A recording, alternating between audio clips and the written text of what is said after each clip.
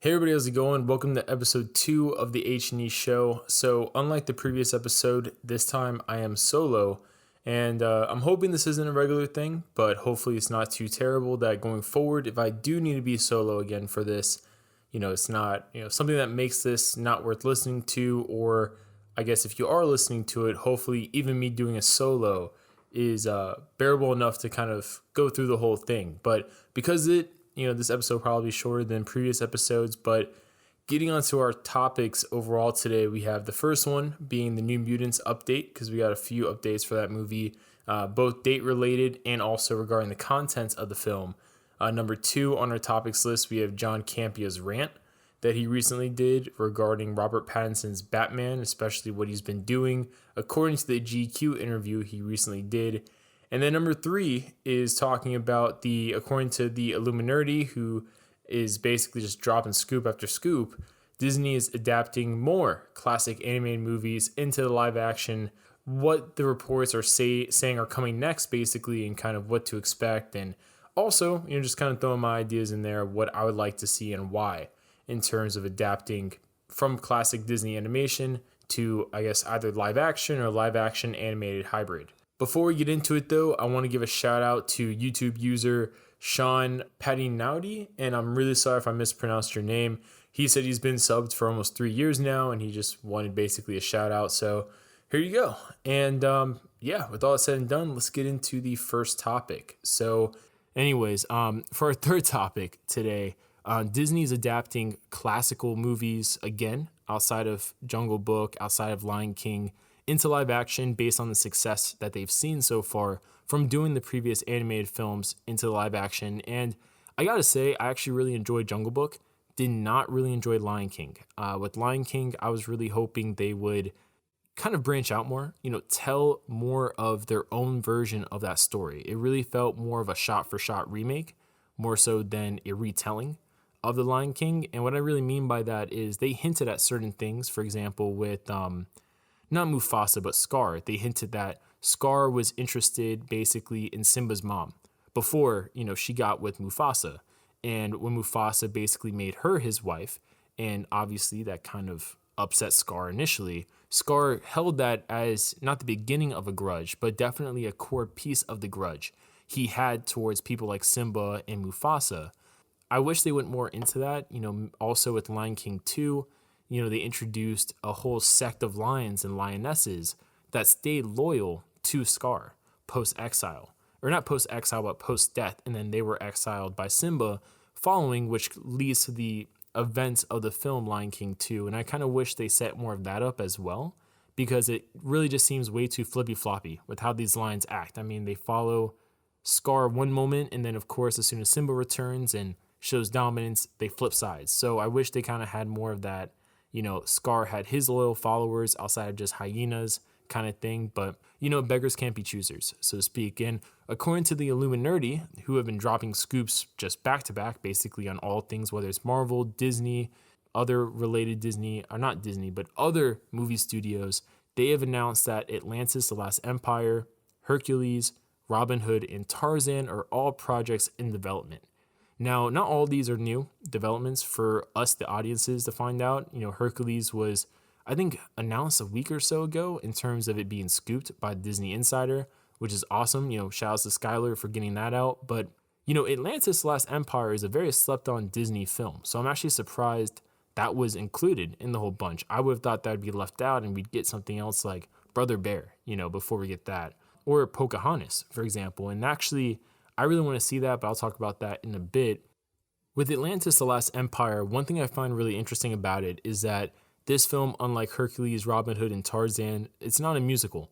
So when they make a depiction of this film, they could make it a musical if they want to follow that trend. But since the other live-action adaptations were less musical, I believe, than the previous cartoon versions, I don't think that's going to really be an issue. They might add one song or something like that, but it won't be kind of like it won't be as it was in Aladdin, for example, where the music actually kind of was rather important to the story in terms of adapting it from animated to live action to keep that faithfulness. But with with Atlantis: The Last Empire, I definitely think this will be a really cool movie. I've already seen people fan casting Tom Holland and Zendaya as the two main characters, respectively, the lead male and female characters, which could work. And honestly, if it happens, I wouldn't be surprised because they have enough connections to Disney for it to be a thing. And honestly, it really depends on what the creative team is behind the movie. Currently, as of me recording, there are no creative teams, whether it's directors, writers, producers, or actors formally attached to it. It's very early in development to the point where it's in development now and we may not see it for 10 years, for example. I mean, like there's not even a script or a screenplay, as far as I know, floating around about the movie. But, it really begs the question, if these are the films Disney's very early in development for making go from classical animation to live action, what other movies would you guys like to see? Because I know for me, I would love to see Treasure Planet, which I accidentally named earlier instead of Atlantis, but that as an adventure and a sci-fi film, I think has so much potential. Disney's winding down the whole Skywalker saga thing. People are never going to be sick and tired of a space adventure film, especially done right. You have rich alien cultures. I mean, look at Dune. People are really excited for Dune. People love Star Trek. I mean, films like that where you can have rich alien universes, explore different planets, different cultures, and just, spin it off in so many different ways, whether it's film, TV, video games, etc. Treasure Planet has all the potential in the world to be a legitimate multi-film franchise. So I'm really excited to see if that gets adapted, just because take a few creative liberties here and there with today's technology, that movie is going to be gorgeous, especially with the right director behind it, the right vision behind it. I mean, you can do some real damage to the film industry, to the box office of that summer if you release Treasure Planet during that time period, especially because you already have the Disney nostalgia, to bank on for you. So it may not break $1 billion as fast as Lion King, but I think a film like Treasure Planet, if it was reimagined with the right creative vision, could easily eventually become $1 billion kind of movie, whether it's the first installment or the second one. Besides Treasure Planet, I would love to also see Pocahontas be redone.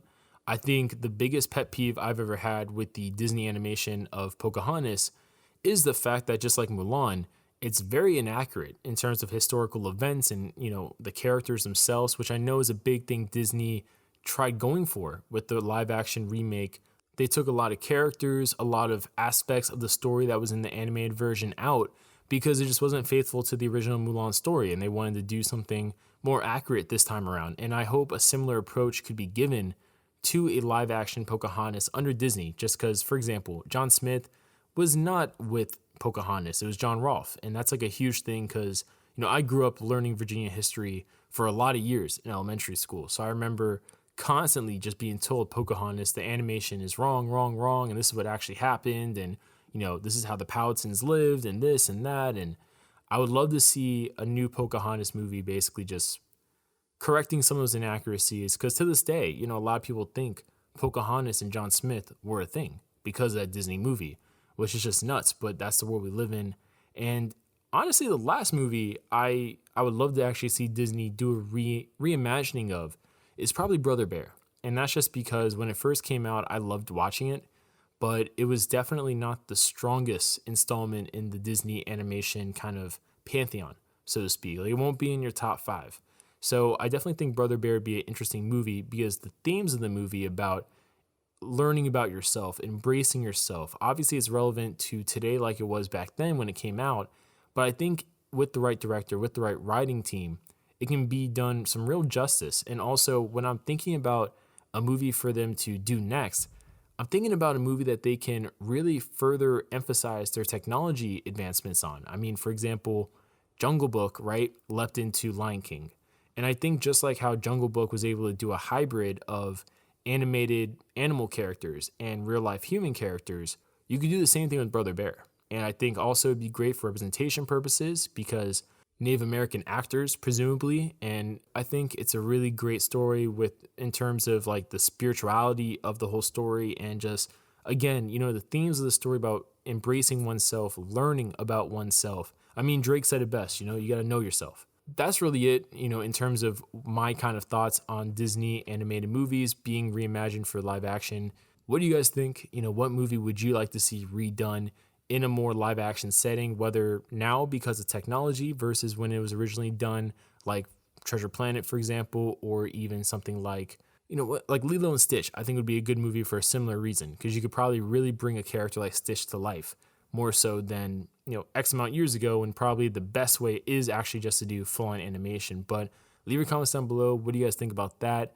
That's really it for this episode of the HNE show. I almost said HNE pod, but the HNE show. Thanks for watching. If you've been watching the whole thing, let me know down below what platform you're watching it on, whether it's YouTube, which is in segments, or if you're listening to the whole audio all the way through on a platform like Spotify, Apple Podcasts, or SoundCloud. Links will be in the description for each one of them if you want to listen to it on any of the different platforms. We also try tweeting it out and sharing it on Facebook as well if you follow us there. But in terms of doing the episode solo, let me know what you guys think about that as well, whether there's any things in general you think I can improve upon.